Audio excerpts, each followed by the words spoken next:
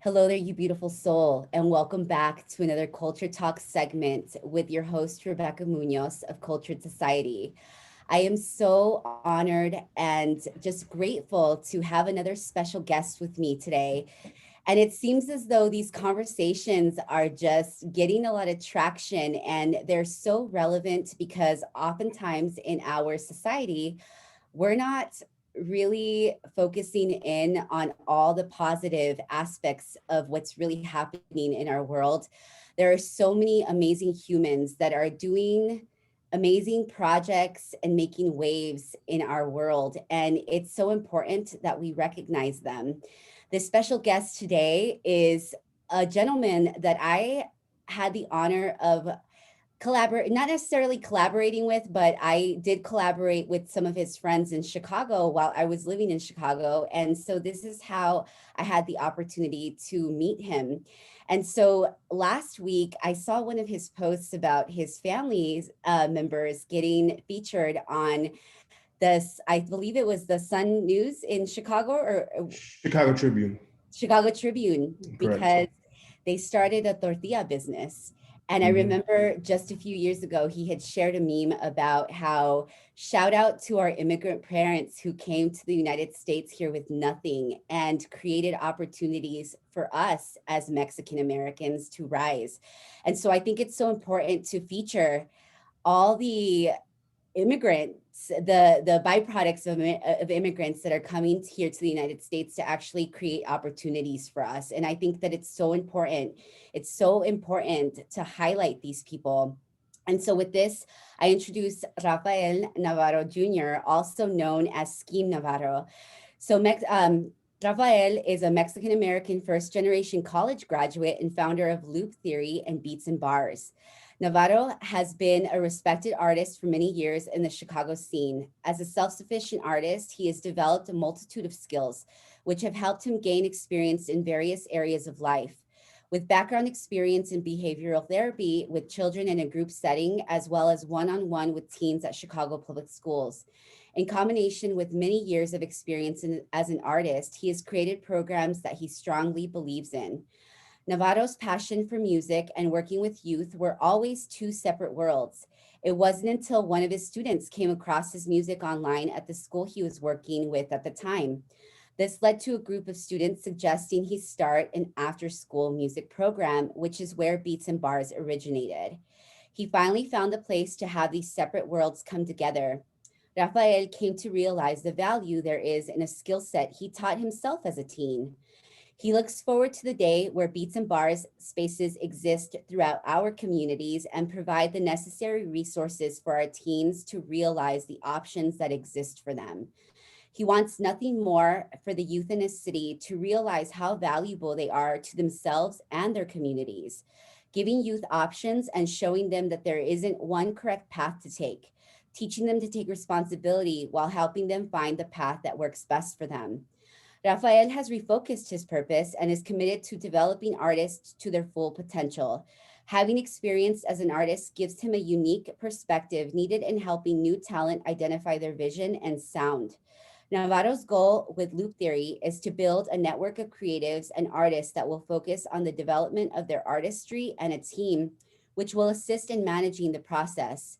As an active member of his community, a youth mentor, artist, and now artist manager, Navarro believes it's a key to nurture new talent and guide them through the necessary steps to develop their artistic identity. He focuses on providing all the essential resources needed by the artist in order to support and achieve each individual's vision. Navarro's envisions Navarro envisions Loop Theory becoming a reputable artist development and management company for the next generation of creatives, for creators, by creators. And with this, again, I introduce Rafael Navarro Jr. Welcome, Thank you, Rafael, Rebecca. and thank you so much for accepting my invitation to be a part of this Yeah, conversation. no problem. Thank you. I love the energy. I love what this is about. So it aligned well. Absolutely, absolutely. So, like I had mentioned in my other conversations, all the questions that I'm sending my panel of guests are all the same. Yet each conversation is so unique and so different because obviously we're all uniquely designed, but we can all agree that we all are a part of one body, and that we are designed in a very similar manner. We all have a mind, we all have eyes, ears, nose, a heart. We have the same components that bring us together, yet we have been created to have a unique perspective, a unique philosophy. We have different experiences that we are here to share with each other and embrace and learn from each other. So with this, Rafael, I ask you this: what is your life's philosophy? Sure. So I think to give you a little bit of background before I give you that answer and why my answer is what it is. Um, so at a very young age, so between like the ages of 3 to 11, I had a blood disorder, right? So at 3 years old, I developed this about 2.5, 3 years old, and then I kind of lived with it for the next 8 years of my life.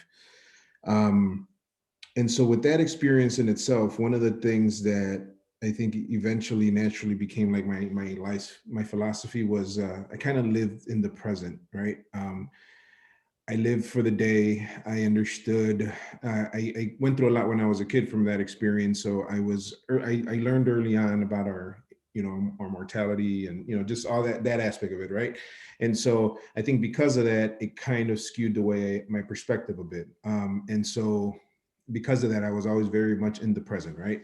Um, at times a great thing, and at times detrimental to me because we it's also good to plan ahead, and it's also great to and so as a young person, sometimes it was difficult to foresee anything past tomorrow because I was just glad to be here, right? And Right. so as I matured though, and as that experience subsided, I had surgery, and luckily I was cured from from that illness. It was a new revelation in regards to being just appreciative of being here, right? And treating people well, and um, moving with good intentions, having just having a good heart. And so I think it was kind of a cross between both, and I think all of that came from just my experiences as a child and going through what I went through. So it was one of those things where I still to this day kind of live for the present, and I'm just here for the moment, and I understand what that means.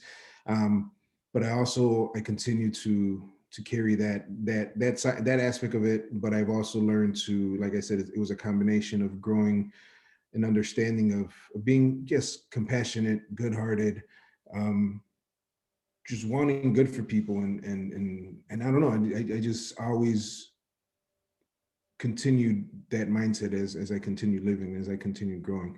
And so I think that's been my biggest philosophy in regards to treating people well, being moving with good intentions, not having ulterior motives when you're talking to people or when you're experiencing people, and just being honest with them, being upfront of what it is that you expect out of your exchange with them if there is something there.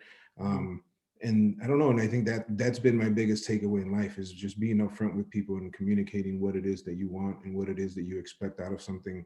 um, and I think, if you move with good intentions and you move with a good heart, everything falls back into place, right? And so yeah, I think it's been a combination of those type of things that encompasses what my life's philosophy is up until this day, and it still lingers there because it's a part of who I am. It's what made me, all these years and my experiences. Absolutely. No, that's so good. And it's so interesting because every conversation that I've had, it really Mhm. boils down to the fact that your life experiences tend to, especially if you have not had the easiest upbringing, that you tend to appreciate more, and you tend to treat people the way that you want to experience the world because of that. Do you believe that that philosophy has evolved through the years, even through your artistry and how you operate as an artist and as an entrepreneur?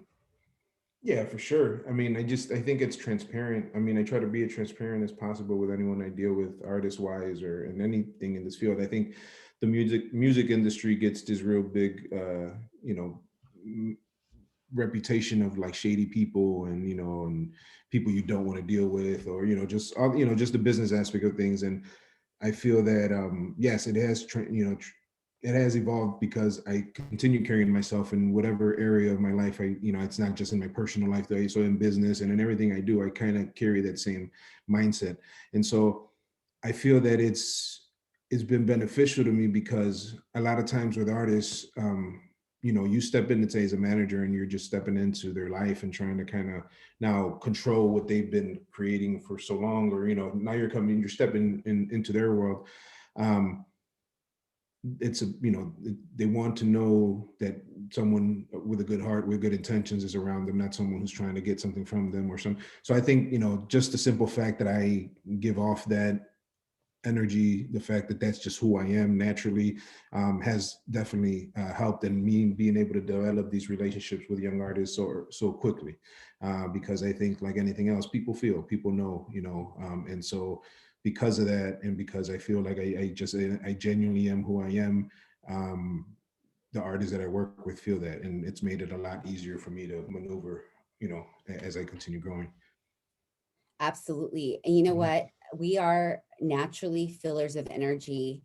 And it's really important for us to be in tune with our own selves in order for us to be able to feel the energy of other people, and vice versa. People really understand, and they feel when your intentions aren't there. And being from a city like Chicago, Chicago has such a blend of people, good and bad. I mean, anywhere you go, I really think Mhm. that. But um, a city like Chicago, you tend to be more on your guard when it Mhm. comes to working with other people, because Yeah.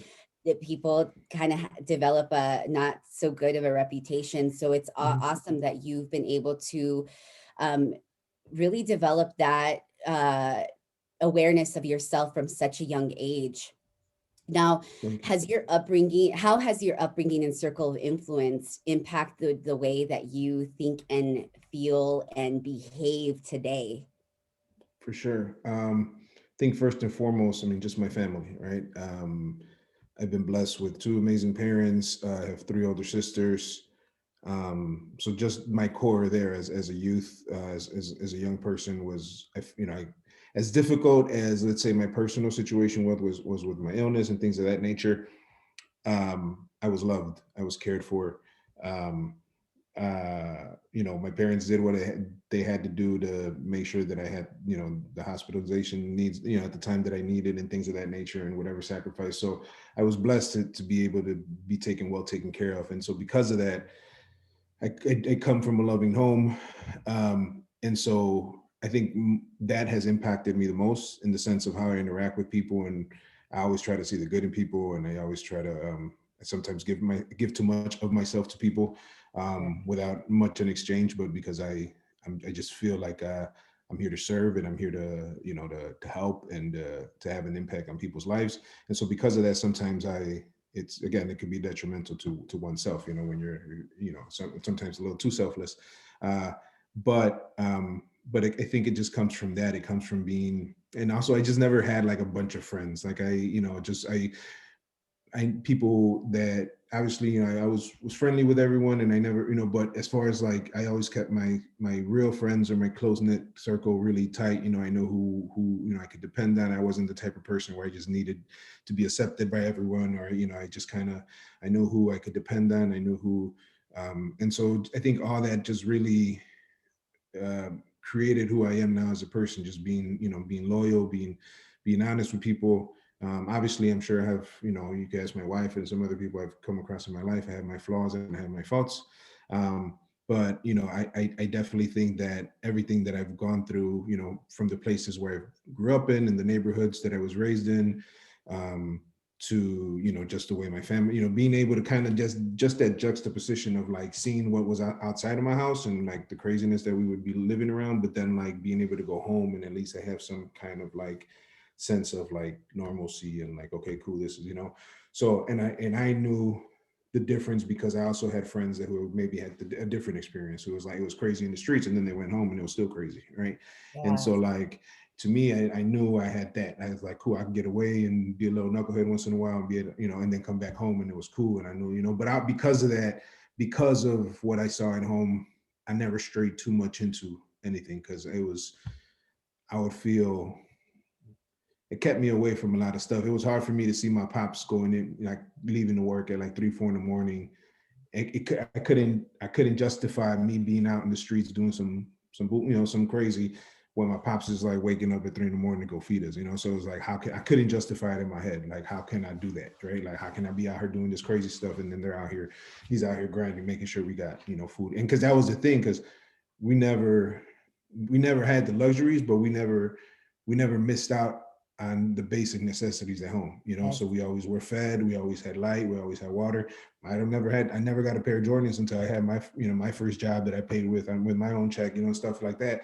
Mom and dad got me what they could, and again, but grateful, over, blessed, but it was, so for those reasons, um, I just, again, just appreciative of what we had. And I also, it made me think twice, of making those decisions as I grew up. And also what I had been through as a kid, me being sick and all that, like, it made me think twice of being honest. Like, yo, do I really want to, I got it. Like, I always felt like I had a second chance, right? I felt like I was here. So I was like, how am I going to go out here and sacrifice, like, I just got given the second opportunity, and I move, properly, and not have to worry about this illness. And now I'm gonna go out in the street and put myself in a situation where I could, so I couldn't find it in myself. I couldn't. So I think all of that was a combination of, again, of my experiences and how um, it's made me who I am today, and my upbringing and my environment. What part of Chicago did you grow up in? Sure. I mostly grew up in, so I was born in what is now considered the Wicker Park area. Okay. Um, but I was born in, that's where I was raised the first couple of years. But I was born in Humboldt Park, at Norwegian. So right in the middle of Humboldt Park. And then from there, just kind of lived on the northwest side of the city throughout my life at Hermosa. And then ultimately my parents were able to buy a house in like Belmont Cragen. So we went over there. But yeah, it was just kind of northwest side of the city predominantly. And what part of Mexico are your parents from? Sure. My mom is from San Luis Potosí, and then my dad is from Matamoros. But they were both very early on. Their parents traveled to Nuevo Laredo, Tamaulipas, Okay. which is right at the border, and so that's where they considered home, because that's where they really were. That's where they grew up. They were babies when they got there and stuff. And that's where they ultimately met themselves. So that's where they created, my family there, and then obviously came over here to Chicago, and then I was born here.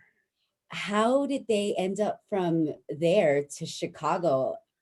Yeah, I ask my dad all the time, especially when it's like this cold in the winter. I'm like, why Yeah. out of all places, Chicago? Pops like, uh, but at the time, so it was one of my aunts, mi tia Nena, she had came to Chicago just for work and on her own, and I had actually, she passed recently, but I was blessed to have very nice long conversations about her family history, because I know she was big on preserving that. So I would make sure to sit with her and gain whatever I can from her and record them if I could, because I wanted to have this information for myself. And yeah, so she came to Chicago. She was in Laredo, Texas at the time, and she came here, I think, with a friend or someone looking for work. She was a single mother at the time, and she was trying to figure out her situation. And so she was a first family member of ours that ended up here in Chicago, and that was my father's sister. And then one of his brothers came here, and then shortly after, my dad followed suit. He came on his own first without my mom and my sisters, to try to work, that whole concept of him coming here, working and sending money back and all that. But my dad is a family man. My dad, couldn't be away from my mom and my sisters. So it didn't last very long. He went right back to Mexico with them. They tried it again out there for a couple of years, and then they had my other sister. So then at this point now they had three girls. And they were like, you know what, we're going to go again, because they're finding it kind of difficult for themselves out there. So in 1978, they came with my 1-year-old sister, and then my other sisters were probably like 5 and 6, and they came with the excuse at the border. My dad was able to go back and forth, because he had worker's permit. The joke is always that my mom and my 3 sisters went to the border, and my mom told the border patrol that she needed to get milk, and it was her and my 3 sisters. And at the time, obviously, they were a lot more lenient. This was back in '78. So he's like, okay, you better just go to Laredo and get your milk and come back. She's like, yeah. Little did he know, my dad's like got this old car revved up on the other side of the border waiting for them. And so, yeah, they let them pass. And my mom had a bag of clothes, and that's what they came with a paper bag of clothes and my three sisters and a car that my uncle had given my dad. They drove to Chicago.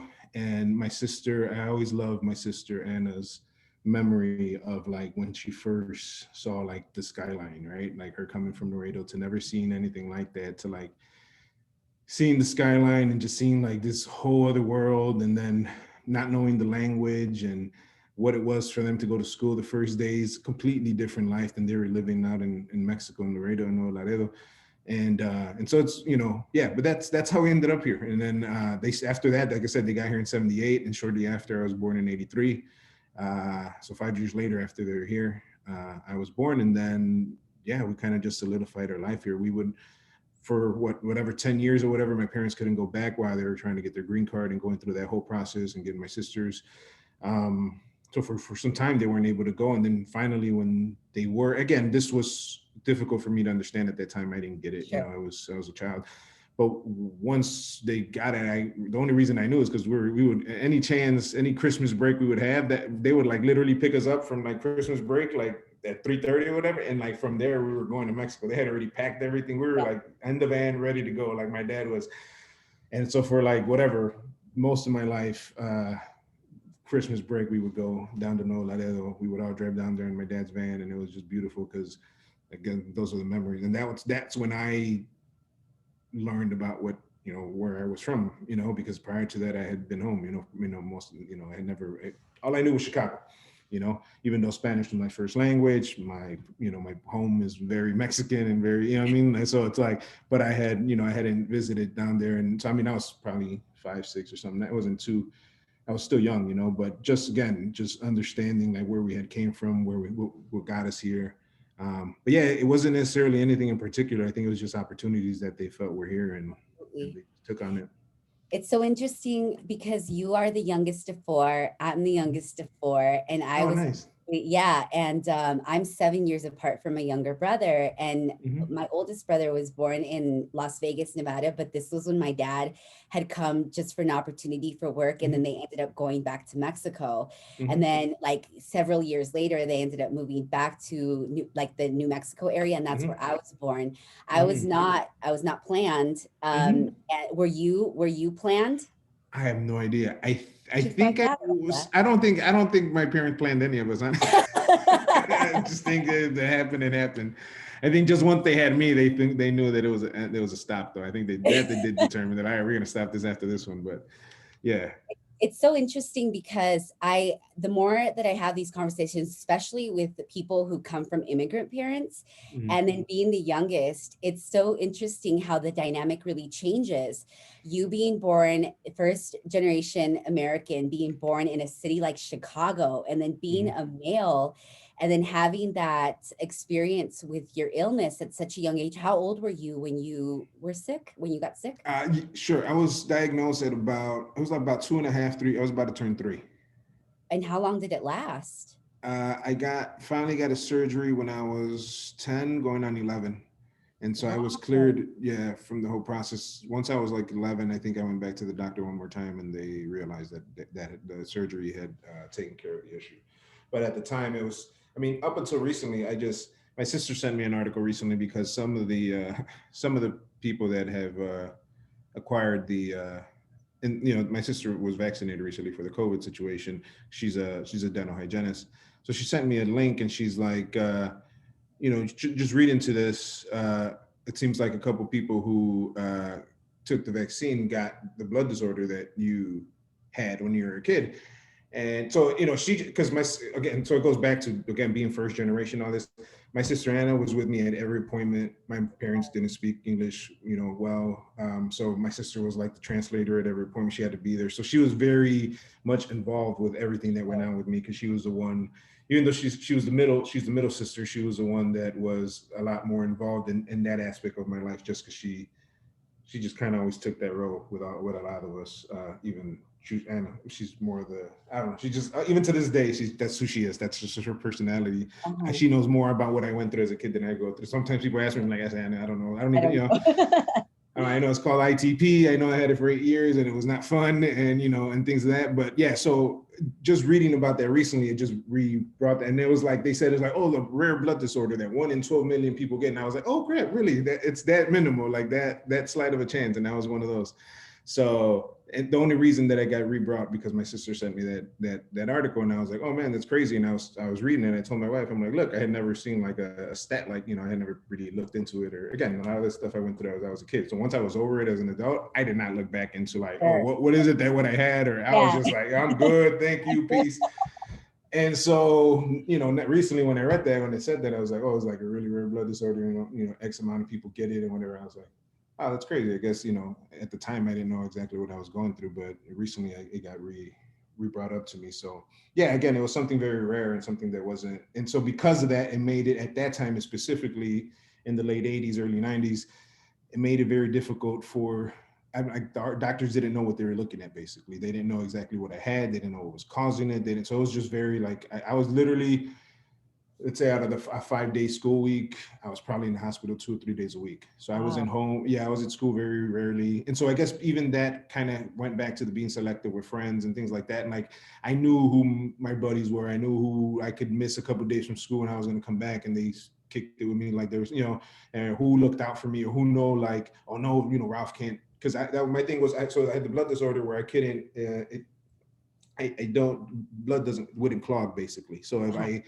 had any kind of cut or if I had any kind of bruising, it could be pretty bad. And so again, it went back to that. My friends that protected me. Oh no, hey, no, Ralph can't get hurt. Hey, Ralph can't get this. Oh no, we can't do that, cause Ralph. And so again, that just made me reaffirm. Okay, these are my guys. These are the people who look out for me. This isn't just like out of And so all those things made a big difference, and who wasn't on me because I couldn't ride a bike at the same time that they could, because my mom was on my case like, no, you fall off that bike, I don't know what's gonna happen. You're gonna crack your head and you're gonna stop bleeding. I'm not gonna be around you. And this, all right. So, I had to respect. Yeah. So, even though I was after school sometimes riding bikes when I wasn't supposed to, doing some stuff that I was probably playing tackle football or something, and my mom would have known, she probably wouldn't have been having it. But I was also a kid and I had to do what I had to do sometimes. But yeah, so all those things had a big impact on how I interacted with people. And That's so good. That's so good. And you're 38 now, right? 37. 37. Yeah, almost 38. And isn't it so interesting how, because I met you, I got connected with you when we were in our 20s, because I'm 36, so I'm right behind you.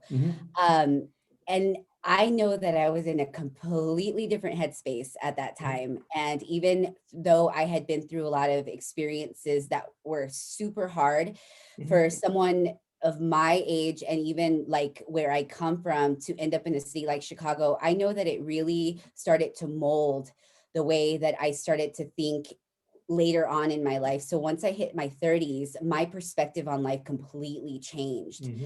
Um, so how would you say that you choose your circle of influence now in your late 30s versus when you were even in your 20s? Because I feel like at that time we're still in that experimental phase. Yeah, for sure. I think it still kind of goes back to the same thing. I mean, it's just a matter of being a good read of people, um, and just seeing who really has good intentions, who isn't around me trying to see what they could get out of a situation, or things like that. Again, well, my degree is in psychology. It is in behavioral science and things of that nature. So I want to say, and I feel confident in like having a good read on people, Sure. and being able to kind of, so I tend not to let anyone that I don't even give them that. I'm cordial, I'm respectful, but I just know when it's just not gonna go Sure. past anything, or it's like, all right, Sure. cool, this person is cool, but I can't, And so because of that, I think it's been a natural process, honestly, as I continue growing and meeting people. It's either do our visions align? Is it something that I'm doing, that you're doing, that's gonna help us down the line somewhere? Um, you know, is it a working relationship? And then anything outside of that is, again, I have the same core of friends that I've had for some time. Not to say that I'm opposed to having new friends or anything like that. It's just like more so like I'm not it's situational, and it just so happens to Sure. be that obviously a lot of the people I come across are either in the music industry, or my friends are the, you know, the people that I work with or for, and so those tend to be a lot of the new relationships that I tend to acquire, you know, within the field that I kind of do.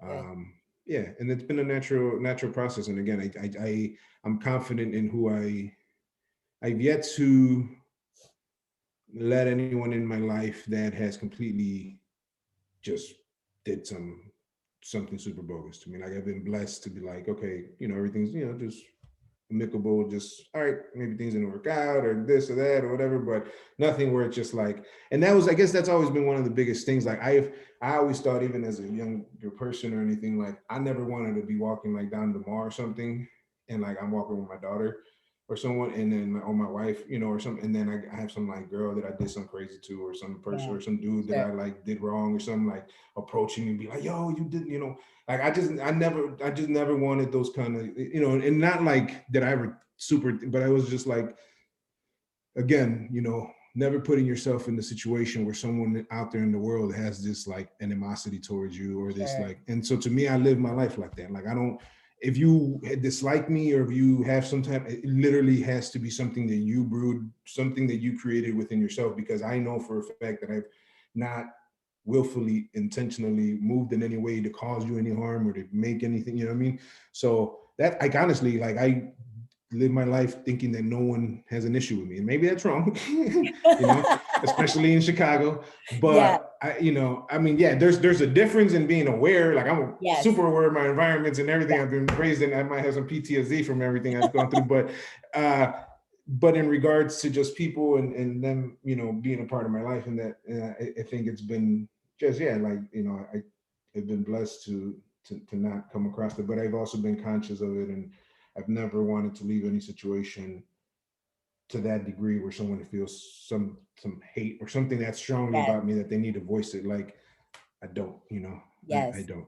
That's so good. That's so Yeah. good. And I'm so glad that you said that, because that's the best part about being a self-aware individual, knowing that every action that you're taking, the reactions that you have, that it comes from a good place, a good intention, and that Mhm. when people do have a problem with you, it's not because of you, it's because that's a problem that they have within themselves. And Mhm. oftentimes we come across that, especially when you're a person who is of high integrity and is working and operating in your purpose, because that often triggers people, and to look at themselves, or to look at themselves and what they're not doing. And oftentimes it brews up some envy and jealousy and all the things that oftentimes is not necessary, because all of us have a specific purpose, we have a specific gift, and we all here have a calling. And so we're all here just to inspire others to do the same and to operate in their artistry. And with that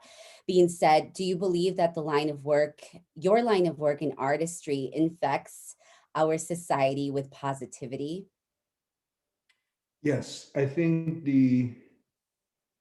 there's like a couple times that so as far as an artist, right? I think the biggest, when I most learned that was when I started my Beats and Bars program, right? That's when I felt like, oh, okay, this is positive. Like, I'm having an impact. Prior to that, as an artist, you know, again, I didn't realize this until I get older. You know, just, I guess, become more aware. I realized that, you know, being an artist is so, it's self-fulfilling, right? At the end of the day, you're want to get your music out there, you're trying to get people to hear you, you're trying to get your message point across, you're trying to get people to connect with you. It's very self-fulfilling, and it is very narcissistic to some extent, right? Because that was it. It's tunnel vision. Like, for me, I was just like, I need to make this work for myself, and I need to get, you know, need this song to work, I need this project to work. And it was just, yes, in the back of my head, I'm thinking, oh, I'm going to be able to provide for my family, and, you know, yes, all my intentions were for that, but ultimately, like, the way I was doing it was pushing myself to like be at the forefront, Sure. right? And so, yes, I thought at that point, I thought I was affecting the world positively through my art, right? I was putting out music that I felt had a message. I felt that I wasn't just putting music out there that was just absent of any meaning or anything like that. So for those reasons, I felt like I had a positive impact, you know, and through what I was doing. But when I started my program, I realized how much more of an impact I could have by teaching these 10, 20 kids how to do what I was doing and sending them out into the world to do it, as opposed to focusing on myself to just do it and seeing how I could only change the world. And so that's when that was the biggest shift of perspective for me, when I was like, I the world would benefit me from me so much more if I could prep these 10, 20 youth to go and do something with themselves, as opposed to me focusing on me solely trying to make something happen, you know? And so Yes. once that occurred, I I think that became the overpowering. I think that's what made me. I think for a lot of time I felt a little empty in that sense. I felt like I wasn't, providing anything for my community. I was just everything, like I wanted to attain all these things so I could one day do things for my community, right? I Yes. wanted to get this. So I want one day in the back of my head, I'm gonna open a community center. One day I'm gonna, right? But I wasn't actively doing these things. I was being a rapper, right? And so no one's gonna know those intentions unless I say it or unless I do something, right? Because they just see you as an artist, right? And so I wasn't vocal about those things, but in the back of my head, because I was a product of those spaces, right? I had been there was a open mic space in Humboldt Park when I was a youth that had a little stage, and every Friday they did an open mic, and all kids from the neighborhood would go, and that's why I started first rapping, and that's where I first had my first performance, and so because I came from those spaces and I knew that I wanted to create those type of spaces. But again, that wasn't. I kept thinking, once I get this big break, once this big thing happens, I'm gonna go ahead and be able to provide, and I'm gonna do this, right? And so, due to life and the way things moved, I started working at the school. My daughter had just been born. I needed more stability in my life. I needed to feel like I was doing something outside of just writing songs and putting them out. And so, luckily, I had my degree, and I worked. I started working at CPS. And so, I think that was the biggest, like the first. And I was working in a little village. I was working, with a lot of the tough, uh, you know, kids in the neighborhood, and um, it gave me purpose. It made me realize, like, okay, I could do so much more on this side than I am like, I just realized how self fulfilling the artist thing was. And I get it, right? There's something there too, and I understood it, but I guess just the person that I am and all that, I understood how much more power I had on this side of things. And that's when I was like, you know what, I'm just gonna do this, and I'm gonna focus on this. And it doesn't mean I won't put out music. It doesn't mean I can't do music. It doesn't mean but it's like, I just realized that the same way I put in, X amount of years in music and I did that, like I also feel like that's gonna be there. And if I ever choose to want to create, like exercise that muscle, I'll do that. It's, no one's telling me I can't. But to me, this stage in my life, like at 37, 38, me still trying to chase a music career, that didn't make sense, right? I was like, what am I? And even at 30, right? So, because I started that program when I was like, I had my daughter at 30. So even at 30, I was already like, okay, I can't keep doing this, right? Like, I'm not going to keep just trying to. So I was like, what? But the one thing that I had on my side was that I had the respect of these teens. I had the respect of my peers. It wasn't that I didn't make anything fully through the music side because I lacked talent or lacked whatever. Everyone, luckily I worked myself into being talented. I wasn't naturally talented. I put in a lot of hours and time and effort into being a good artist and good performer and things of that nature. But at least I had that reputation that followed me around the city, that, I wasn't just some random person. I had some little small wins here, and I was enough to validate what I do and what I've done and so on and so forth, for these youth to take me serious. Me being able to rap something to them at 30, 31, and they're 15, 16, they're like, yo, you're dope. And wow, I'm connecting with them, and them seeing like, oh crap, like this guy's not this guy's not whack. This guy's not just some, after school teacher guy here trying to teach me how to rap. This guy's actually doing it. And I was bringing in people like to talk to them that wrote for like Rolling Stone or like GOC that's written on Kanye's. So I was bringing in people for them to see like, hey, these are people in our city that are working in the industry. And so like, it just became real, And so to me, I was like, okay, all these resources, all these people that rock with me for all these years because of what I've done, now I'm able to usher them into these children's lives and help now. you don't have to go through all this crap I went through to try to navigate this. I could try to help speed up that process for you if this is what you want to do, because um, that's what's needed, right? It's like a lot of times that's just the difference between someone moving forward with something they're passionate about or not. Sometimes it does get disheartening when you're trying to do all these things. You know, not everyone has the will to not only create, but then also try to manage yourself, but also try to book a show, to also try to, you know, by any means. And that's kind of the type of person I was. It was by any means necessary. If I had to mix my songs, I'll mix my songs. If I had to come up with the artwork myself, I'll come up with the artwork myself. If I had to book my shows, I book my shows. And so whatever I had to do up until I put myself in a position where then I had a manager myself who would help me with those things and so on and so forth. But all those skill sets and all those things that I kind of taught myself, again, it was just like, okay, I could do something with all this. Like, I just felt like I wasn't. I was working at school. I kind of had stopped doing music, and I was just, all right, I'm cool. Like, I was still being fulfilled, but Yes. there is that creative side of me, right? I was working with the youth, and but I was, you know, because of what I do with therapy and things of that nature, I was working with them on that side of things. I wasn't necessarily being creative with them, right? But a couple times that I used music as a way to connect with them, it wasn't, that's when my eyes started opening, right? When I was like, we would sit there, and as opposed to maybe having a conversation with a kid who didn't want to talk to me or didn't want to open up right away, like, cool, maybe let's make this beat right quick and let's see what's up. And then they, oh, okay, that's cool. And then little by little, we'll start talking about some other stuff, and then just going from there. Or maybe let's put those feelings in a rap, you know, maybe let me know what you're going through. And so, like, those were ways. And so once I started doing that, I was like, oh, okay, there's something more here, right? And I used music as therapy all those years because all the stuff that I went through as a kid, that's why I started writing. I didn't start writing as a rapper. I started writing because I needed to get some stuff off my chest, right? All the stuff that I'd been through, all the sickness, all this, all that. And so I just started writing. And so I just understood how powerful of a tool writing was early on. And so because of that and just getting things out your system, I was like, again, when I was dealing with a lot of these youth in Little Village who sometimes wanted to retaliate for something that happened in the neighborhood, came to schools with intention of just going back home and getting some. I had to de-escalate those situations before they went back home and made something happen or went to the neighborhood they weren't supposed to, or try to even out what happened the night before or whatever, right? And so these are things that, ways that I realized how to de-escalate those type of things, and stick around me after school. Come by with me. All right. I had 20 kids who never would stay for any other after school program, never wanted to do sports. They weren't staying for any academic after school stuff. They weren't staying for anything, right? But Beats and Bars came in, they're like, okay, what's this? All right, I'm interested. And you know, and then one kid came in, two kids come in, and then by, you know, that's first summer after their first year, I had like 20, 25 kids in that room.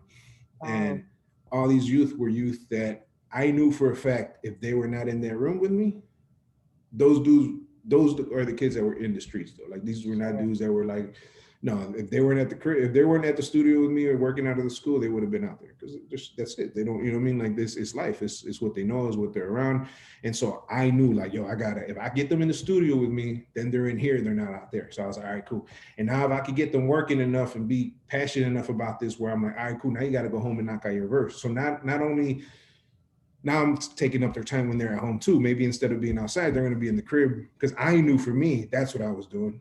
A lot Yeah. of times when my boys were like, "Hey, let's go outside, let's go." Hey, now I'm gonna finish this rap. Well, I'm writing a song right now. I'm recording, and they always would think I was crazy. But then when I was getting shows and I was coming up with, oh shit, and so that's the same thing I'll tell my youth. I'm like, hey, your guys, your friends, your buddies, whoever, you're gonna think you're crazy. You're gonna think, but when you're popping and things are working out for you and you're getting shows, all your boys are going to be around you. All your homies are going to be like, oh, yeah. And so I'm like, you need to stick to what you want to do and let everyone else fall in place.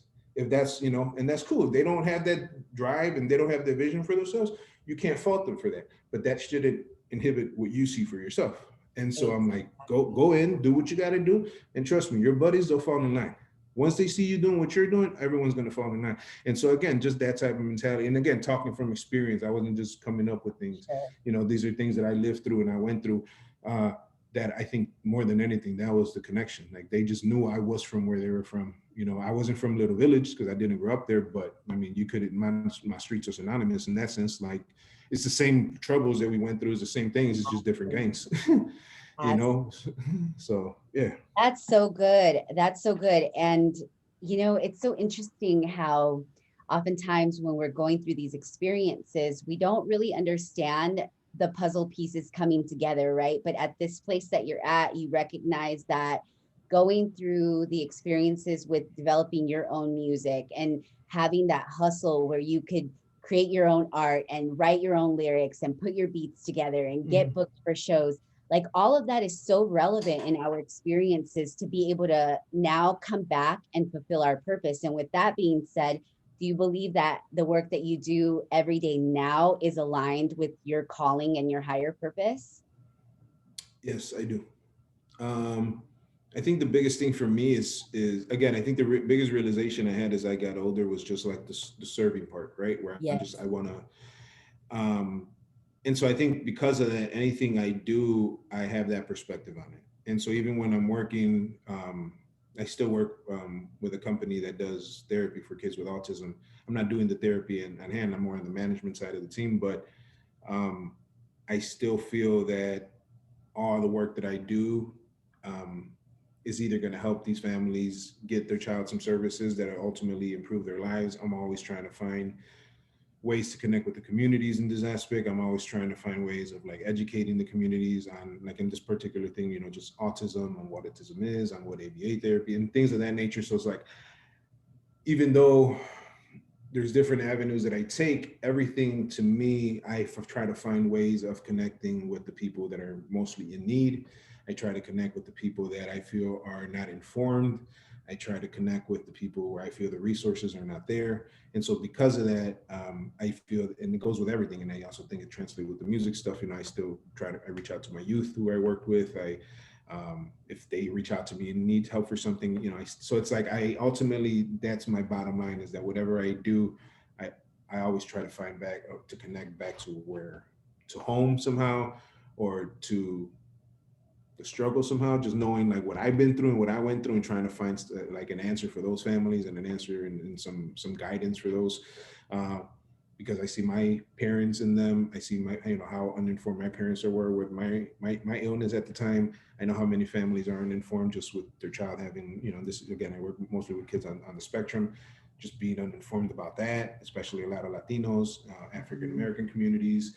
A lot of the times we classify it as them, you know, being spoiled, and them being this, or then them just throwing tantrums and just not knowing, right? Like there's so many other things and red flags you should probably be aware of, but we're not informed, we're not educated on those matters. And so I also, you know, when I worked in Little Village, I worked at the high school, and so you know, when I do with the therapy with the kids, I work mostly with youth, right?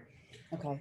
Younger kiddos. But then, and on the high school level, when I was working there, I was working with some of the kids who I realized early on, those families didn't get the education part. Those families didn't get, and so now I was working with them on the high school level, and I understood how difficult their life had been up until that point, and how much more difficult their life was going to be as they continue to grow, because none of these other things were in place. And now on the other side of things, I was so now, because of those things, I was also even more motivated to try to educate the youth, the family that had the younger kids, to try to prevent the 13, 14-year-old that I was seeing on this other side, right? It's like, man, like, it doesn't mean that this kid's, we're going to help this kid, and I know we could get him to a better place, but how much of a difference his life would have had if his parents would have early on been able to been informed and helped him somehow. And you know, and so all these kids that fall through the crack of the system and just get passed and passed and passed, and now you're a freshman in high school and you don't know how to read, or you don't, and you know, and it's just like, fam, like, we should have, this should have been, there's something more here than just you not being able to read, right? There's something more. And no one, at no point did anyone tell the parents, or no one in the school cared enough to want to take that. Or sometimes there is a lot of people that care, but there's also people on top of that that nothing could be done, or they feel they can't, or whatever.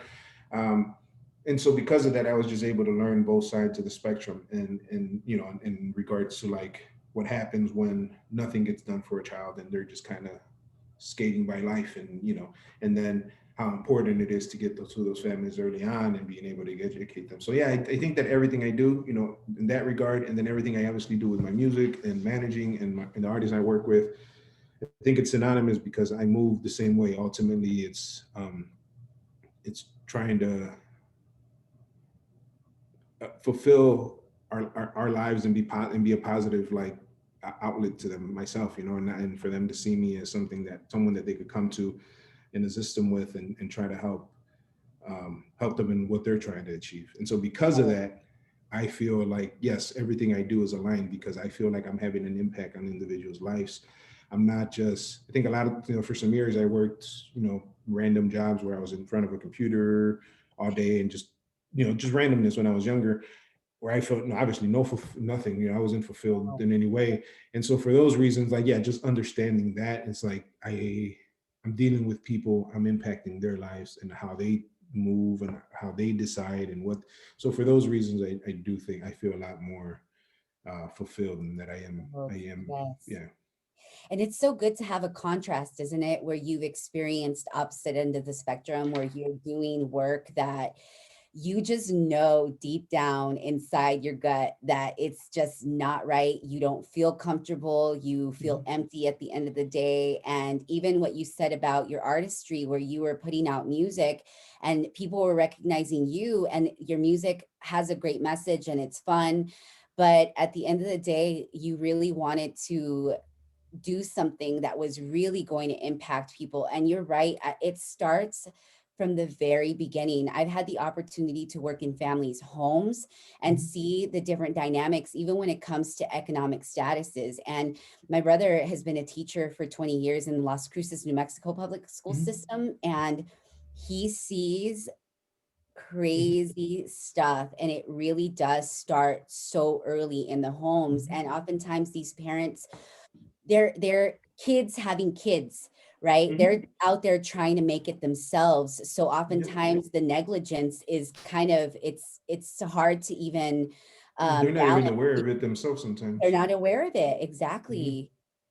Yeah. Do you have an opportunity to work with the parents as well, or are you just working with the kids?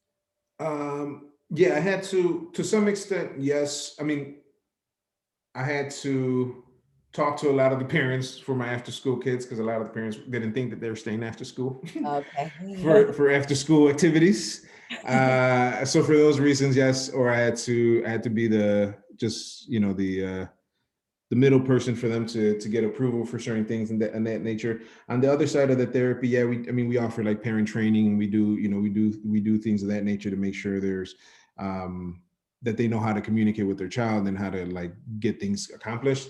Uh, but yeah, no, it's the biggest thing I think has been in those situations, like in the beats and bars kind of situation, and those where like the families would reach out to me, ask me maybe to speak to their child because they're having a hard time at home or they haven't been able to get across to him. Maybe I could. I was, again, I think I just so happened a lot of those kids I think saw themselves in me in a way, and so I wasn't the counselor at the school, but that wasn't my title, that wasn't. But ultimately, any situation that came up, most of the kids wouldn't talk to anyone besides me. Like they Wow. would completely shut off anyone who come in the room and they'll just have their head down. They wouldn't talk to him. They'll just be like, I just want to talk to Navarro. I just want to talk to Navarro.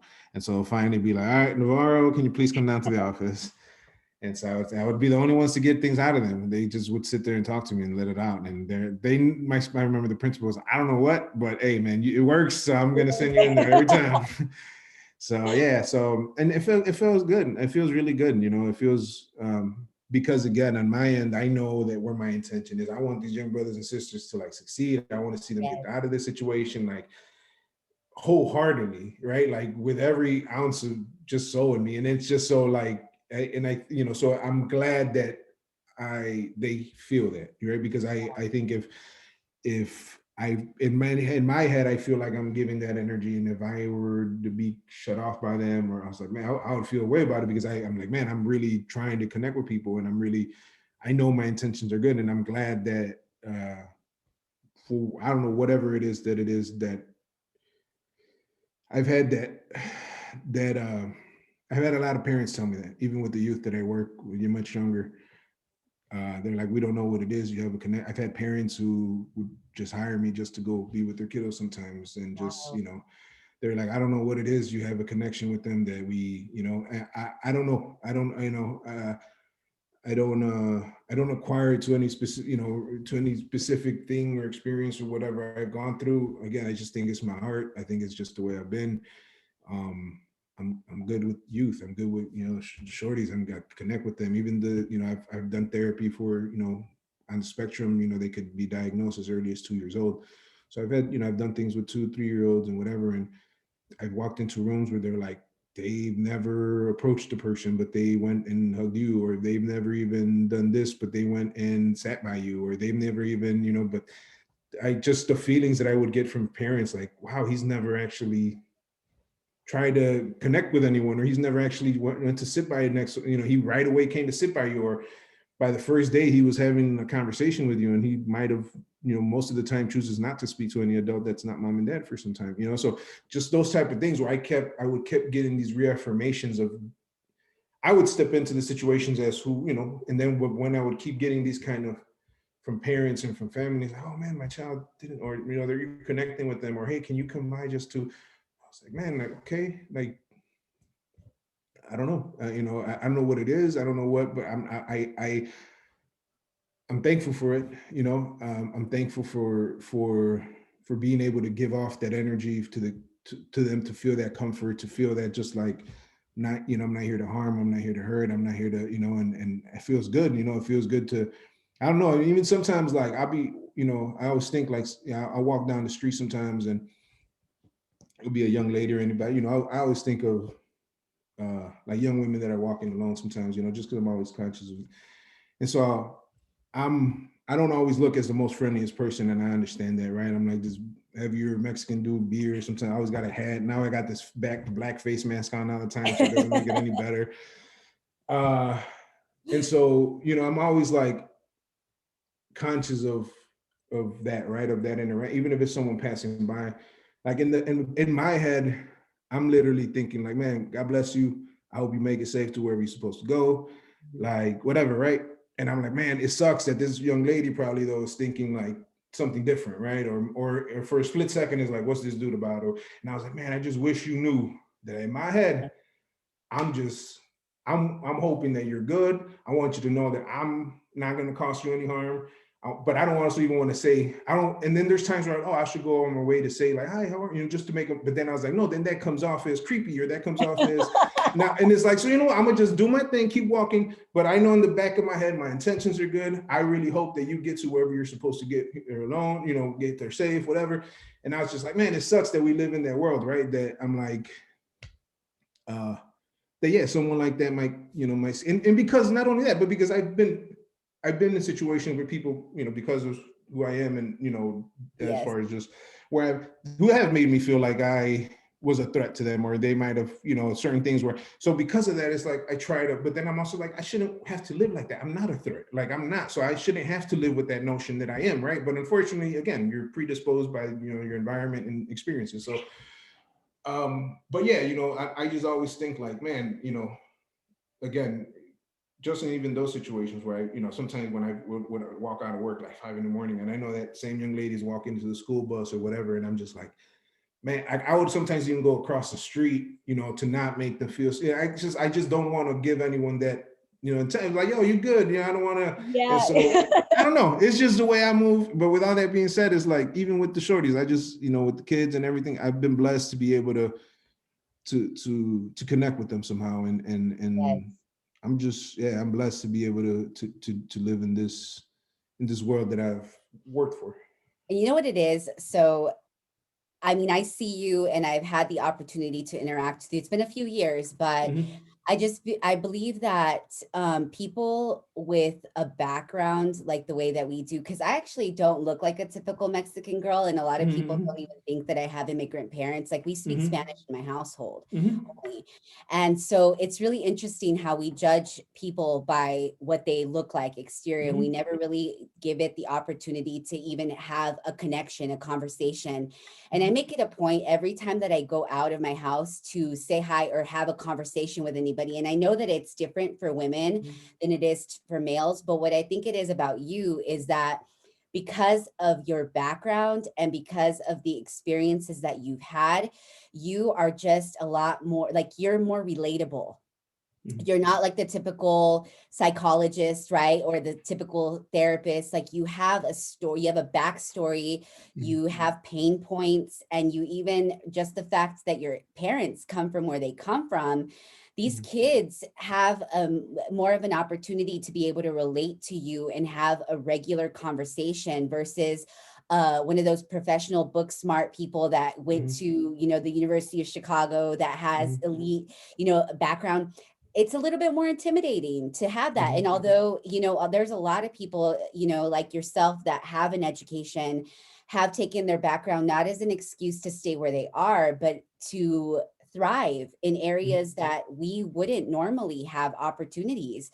And I think that that's such an advantage that you have over a lot of people. And with that being said, what do you think, or how do you think you stay relevant, unique, and true to who you are as a person in this time Uh, that we're in? sure. I think just continuously being who I am. I think one of the main things, just even through my music, I mean, was always just portraying who I am. I wasn't overly, when I started making music, I wasn't overly waving like the Mexican flag to like everyone know I was Mexican. That wasn't my priority. I was just want to be a Right. rapper and whatever.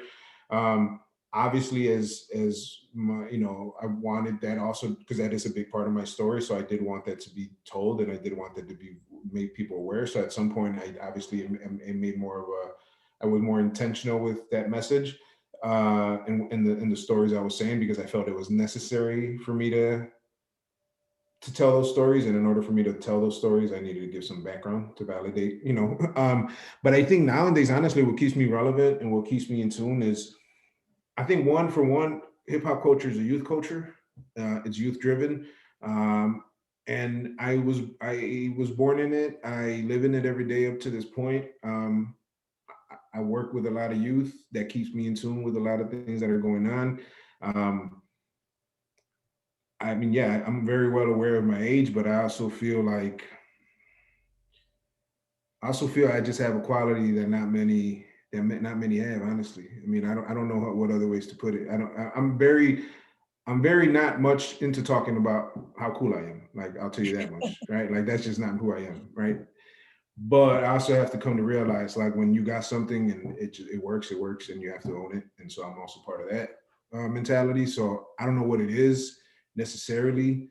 It's a combination, I think, of my experiences. It's a combination of being open-minded enough where I'm not, uh, let's say, when I work with youth and music, I'm not stuck to like what I listen to only. I'm not stuck with the mindset of like you got to make the type of music I like, or you got to um, so I think all those things, being just open to art, to music, being open to the culture, being aware of what's happening, being in tune, not talking over the youth, but talking with them. All those things, I think that's what keeps me in tune. That keeps me right. That keeps me aware.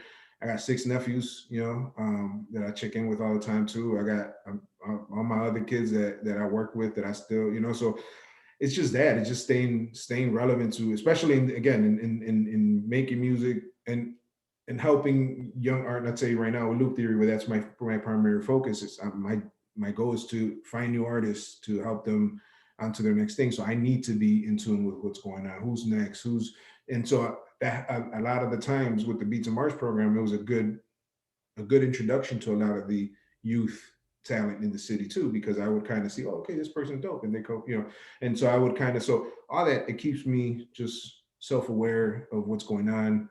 Um, and then yeah, I guess I'm also not too worried about being super cool and super whatever. I am who I am. I'm very simple. I'm not, I guess that's the thing too. I'm not like over here. I don't know. It's just a lot of things. I keep it simple. I keep it straightforward. I'm not. So yeah, I think for those reasons, the youth don't look at me crazy. I'm not like rocking clothes that they're rocking or Yeah. trying to look like I just, they just got. I'm a black shirt jeans type of dude, and so they're cool with it. And yeah, I think more than anything, it's they connect with the story. They connect. They get that it's genuine. They get that they know I know where I'm from, and yeah, I've just been blessed to be able to kind of. I think a lot of first generation kids get to experience that those both worlds, right? Of like and elementary, high school, you go with the same kids in your community for the most part. You don't know anything outside of that. It's just, everyone has a similar story because everyone goes to the same schools, everyone kind of lives similar lives. Or it's not till I went to college that I was like, oh, and even though it was within the city, and even though I wasn't commuting, even though it was a commuting school and things of that nature, it's just the mindset of the person that was going into that institution was different than the ones that were going into the elementary schools that I was going to, and people who had wanted to take that extra step to try to do something for themselves or whatever. So, uh, yeah, it just gave me a different perspective on life. So I've been blessed to kind of know both of those worlds and being Absolutely. able to And that's blend so them. important. That's so important to know the Mhm. contrast and to experience it and to live it as well. And I mean, you talk a lot about how you are out there serving your community and how oftentimes as, a person of service, which we all are and we should be, but oftentimes we're so selfless that we tend to neglect ourselves and our own needs. And it's not about being narcissistic. It really is Mhm. about just appreciating yourself and knowing that if you don't take care of your own temple, you're going to be empty and Mhm. you're not going to have the ability to really give wholeheartedly everything that you Mhm. have to other people. So with that being said, what practices do you implement in your daily life to stay grounded and connected with yourself and with your creator? I mean, one of the main things I do and that I hold value in is I pray every night with my daughter when I put her to bed. I think, I think that's been one of the biggest things because now it's like more intentional as opposed to before where it's like sometimes I knocked out and I wouldn't and whatever, but it's like Yeah. trying to make her appreciative of the life that she has, make in a way also makes me more aware of making sure that she's aware. I don't know if that makes sense, but like, I understand she has a much better life than we had, and not drilling it to her because I also don't think that that's good. I don't think it's like, oh, but I just making her aware, like, hey, we're good, we're blessed, we have a lot, we have more than we need sometimes. And so I think those type of things. I could be much better though. I will tell you that. I feel like I go through my phases where I feel a lot more connected, uh, and I do a lot more talking to a higher power. I do a lot more talking. I speak a lot more words into existence, and But then there's times where I'm in my head a lot too, Sure.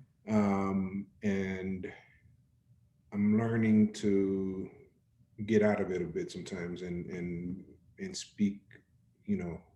Uh, because yeah, I just think a lot of times I live in it in my head a lot. I go through it, but it doesn't go past that. Yes. I don't make the effort to make that connection, and I also feel sometimes, not that it makes it right, uh, but I guess I justify my actions throughout the day or how I treated people or how whatever with like my purpose, my serving, my reflection of this higher power that I feel like, I feel like in my intentions and my actions and what I do and how I interact with people and the love I give off and the whatever, I feel like those are the ways I do it. But yeah, in connecting for myself, I think I have to do a lot of a better job. I've told my daughter we're going to start meditating. We haven't done it. Um, but yeah, it's like I know the things I have to do. I just unfortunately get myself in the way, or I tell myself I'm too busy to do it. But and again, I guess the one thing that I have right now that I know, like every night, yeah, I pray with my daughter, um, have those conversations with her. I tell her, look me in the eye sometimes when we talk. I want like those are my reaffirmations for me of like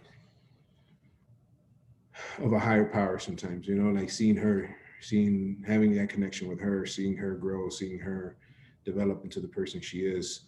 Um, I tell her, like, to me, uh, you know, that's powerful to me. You know, it's so hard sometimes to put a face to something. So to me, it makes it easier if I know that to me that she's a reflection of that, and my wife's a Yes. reflection of that, and the people that I love, and so all of us, to some extent. And I think I practice things in that way, and not so much in the traditional way where I feel like maybe I could do a little more uh, searching, and kind of just do a lot. Yes, there's this scripture that I always go back to because you said it, how sometimes, especially as artists, we have a really hard time believing in something when it's not tangible, right? And with our artistry, and I'm the same way, Rafael. I get in my head all the time. But what has really brought me back to that focus is that scripture that says, "Faith is the substance of things hoped for, and the evidence of things not seen." Mm, And when we reflect on the fact that our manifestations oftentimes are not going to be a reflection of what we see, but it is important that we look at humans that way, because every person that we interact with is a reflection of us in some way, whether mhm, it's where we've been, where we are, or where we're going. And so the mhm, fact that you do that practice with your daughter is an amazing practice to have, because you see yourself in her and the purity. How old is she? 7. 7.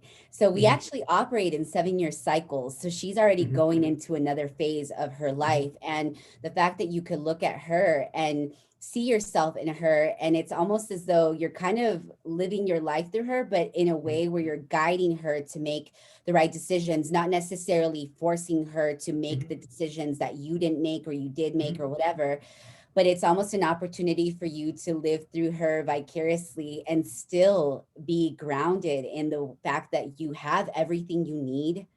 You're mhm, so fulfilled now in the phase that you're in. And but it's really important for us to, the meditation portion is one of the hardest practices to get into, because there's a difference between prayer and meditation. In the prayer, you're having conversations, you're asking your creator, you're talking, you're having the conversation. But in the meditation, it's where you're clearing everything and you're just mhm, silent, and you're just allowing that voice of reason to come through you, to guide you every single day in order for you to continue to stay connected. mhm, And that's so important as an artist, as a servant leader, us giving so much of ourselves to other people. We have to come from a very rooted and grounded place. And we do that through meditation. mhm. Correct. Yes. Yeah. So that's definitely something that I've told my daughter that we need to get into. We just got to make it a point. Yeah. I told my wife too, but we just haven't yet. But I can definitely know that those are things that I need to be more intentional with. Yes, and it's an everyday practice. We have an opportunity every single day to create something new. And I always remind people of the 1% shifts. Making that 1% shift every single day makes you better, 365% better at the end of the Hmm. year. And that's such a tangible goal. It's so sustainable at the end of the day. Um, what words of wisdom would you give to those seeking a deeper understanding of themselves? Um, I would say, I mean, the biggest thing is not to find validation in others. I know it's hard to, it's easier said than done. We all like um, the people we love to be receptive to what we're doing. We all want the people that, um, but I also think that the biggest things for at the same time for that not to be the reason why you're deterred from doing things, because a lot of times the people we love the most are not going to understand what we're doing, or not going to understand the decisions we're making, or not going to understand. But it goes back to that conversation that I would have with my youth. People fall in line. If if you if you believe in something strong enough, I mean, you also have to be conscientious. And this was something that I myself fell into. I believed in something so much when I was an artist, right, and making that occur, that I sacrificed a lot in the process. And again, it goes back to being, at the time I didn't see it as that. I just saw it as me trying to get this done in order for me to be able to provide for, right, like my loved ones, right. And but in that process I was losing a lot. And so I guess with that advice I was given earlier in regards to like sticking to what you want to do and not necessarily waiting for the people around us to accept everything we want to do in life, you also have to be conscientious of not hurting yourself in the process and being Sure. so stuck in your ways that you completely disregard the people around you either. You know what I mean? Like there has to be a balance, and it's okay to have tunnel vision, and it's okay to be passionate, and it's okay to have goals and want to achieve those and do everything like in your power to make those happen. But in the process, just don't lose sight of taking care of yourself and being able to provide for your, just basic necessities for yourself, and being able to love the people that loved you, and being able to find some time for them, and being able, so as much as I want to just, I want to say, don't care what other people think and just do your thing and follow your dreams and follow your goals. Like I think there has to be within reason, because within all of that, it's selfish to think that we do this completely on our own, because even when we think we are, like at some point after the studio or after you go home and you talk to whoever, or someone gives you a hug or gives you some love or gives you some this or gives you some, so like those are things that people have now, shared with you, energy, whatever. And so I feel like those are things that at times we take for granted during those times, because we're so focused on our goals and what we're trying to achieve, that we don't understand that we sometimes sacrifice a lot. And even though when we come back, those people around us continue loving us, continue caring about it, and we take it for granted sometimes too, and expect them to just continue doing that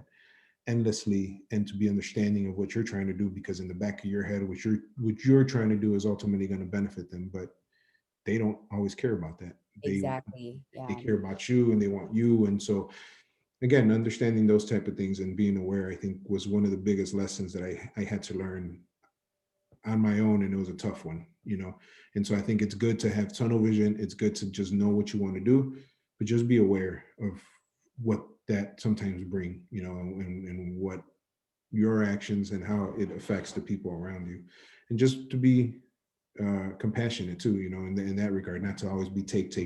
And then we don't see it like that at the time. I didn't see it like that. I thought I was doing something good. I'm following my dream. I'm trying to make this happen so I could provide, and I could do this and I could do that.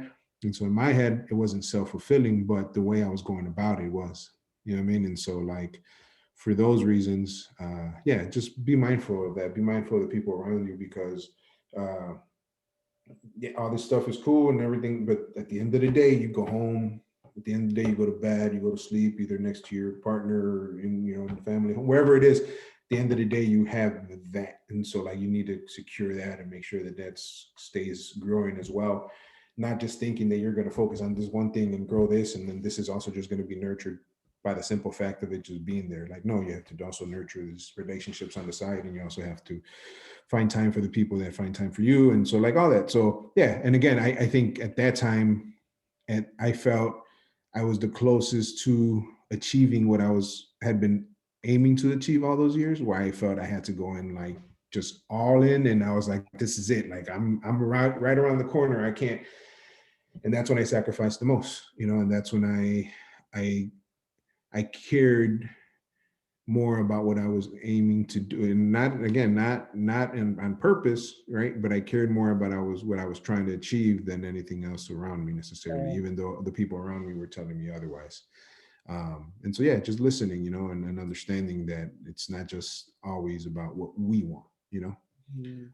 especially when we ask of some things from other people. If you're doing this completely on your own and you have no one, then all right, you have no one to answer to it. That's fine, but when you're doing that, but yet you're also turning around and then asking of things for people, and not meaning you can just be love, understanding, just nurturing, whatever it is, you're still asking something of them. They're still giving you a part of them.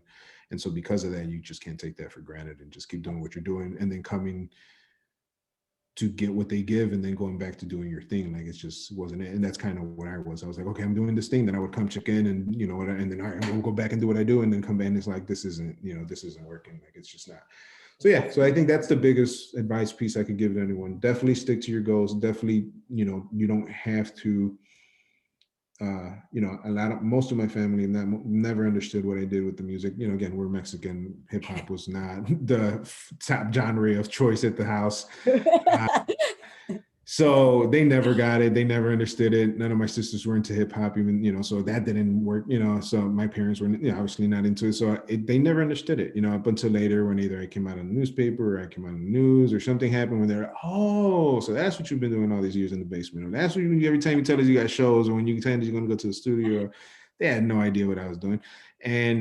But if I had made that affect me, then I would have never continued pursuing what I wanted to pursue. And so because of that, I feel like, yeah, you can't, the people around us could love us. That doesn't necessarily mean they know what's, like what we want to do, what we're passionate about, what we can make happen, like I've been able to create opportunities for myself that I would have otherwise not if I had not pursued what I wanted to. You know what I mean? So at the same time, it's like where I feel very passionate about where you need to do what you want to do. But then we also have to understand that those people in our lives still play a very big role in our lives. And just because now you're made your decision of what you're trying to do with your life, it doesn't mean that then I just get to do what I want and come back here whenever I need this or I need that or I look. And again, most of the time it was just that, like nurturing, compassion, this, whatever, just feeling a partisan or going back, and it's just like knowing that it's like, no, I have to continue to be able to provide that even when I'm chasing this thing. Like it doesn't stop my responsibilities as a person to them because I'm over here just trying to be this artist that's going to one day be able to do all these things or whatever. So yeah, just finding that balance and not ignoring the people that are really there for you in the process. Yes, that's so good. That's so good, Rafael. And I am so grateful that you took the time to share this knowledge, this wisdom that you've gained throughout the years, Thank you. because what you're doing is so relevant, especially in the city of Chicago, where there are a lot of, I don't want to say lost souls, but yes, there are a lot of people who do not have a direction, who do not have a purpose, and they don't think that there is any any possibility that things can change for them. And this is why we're having these conversations, because people like myself, like Rafael, and like all the other people that the panel guests that I've brought onto these conversations, they're all people just like you and I that have had a vision and have had goals and know within the deepest part of our souls that we have something bigger and greater that we need to achieve here. And it's not by stepping on anybody else's toes, because there is room for every single person on this planet to thrive. This world is so big, and just our little portion of our existence on this planet has the ability to impact so many people and inspire other people to thrive in their own purpose. So I encourage you, if you are having self-doubts, if you are in your head, if you don't know what direction you're going, I encourage you to get into this present moment and to recognize that yesterday doesn't exist anymore. It's already history. Tomorrow hasn't been created yet. And all we have is this present reality to get in tune with who we are as individuals, and that we just know, we should know that we have so much to offer this world. And whether your current circle of influence doesn't understand what it is that you're doing, it doesn't matter. There are people like Rafael and myself and all the other guests that are going to be a part of this conversation that understand where you are, and that we support you, whether we're not in your space, physically, but energetically, we are a part of one body, and we have the ability to choose a circle of influence that is going to inspire us, that is going to motivate us, that is going to support whatever it is that we're doing. Because again, every single one of us has a story to tell, and it needs to be heard. Do you have any finishing statements, Rafael? No, I really appreciate the conversation though. Thank you. I normally don't get these type of questions in the conversation, so I appreciate that. Um, and no, yeah, thank you. It was really good to be able to share this information. Yeah, I'm proud of what we've been able to build out in Loop Theory and in Beats and Bars these last couple of years, and I hope to continue to be able to work with youth here in the city and throughout the country and throughout the world at some point. But it starts here at home. It starts here at the crib. So I want to get things going fully here. I want to continue gaining his reputation as a person that could develop young artists and could help them achieve their vision. And I want to continue building Loop Theory to be the best artist development and management company coming out of Chicago, and to provide opportunities for the youth through Beats and Bars as well. So just thank you. Yes, and I will put Rafael's information below these videos that will be shared on YouTube and on the aculturedsociety.com blog spot. This is an opportunity again for you to connect with creatives and creators that are actually doing and fulfilling their purpose here on this planet, and it gives you the opportunity to fulfill yours as well. So with this, stay blessed. I'm sending you so much love and light, and we will see you soon. Peace. Peace.